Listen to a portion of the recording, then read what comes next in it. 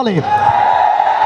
এই দাবি আমরা বাংলাদেশের প্রত্যেকটি প্রান্তে আপনাদের মাধ্যমে, জাতীয় নাগরিক পার্টির মাধ্যমে এবং আমাদের অন্যান্য রাজনৈতিক দলগুলোর মাধ্যমেও পুরো বাংলাদেশে পৌঁছে দিতে চাই, বিশ্বে পৌঁছে দিতে চাই।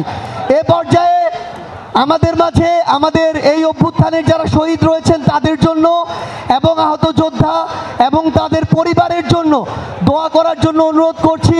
এই ঈদে জামা জুতো অ্যাক্সেসরিজের ডিসকাউন্ট।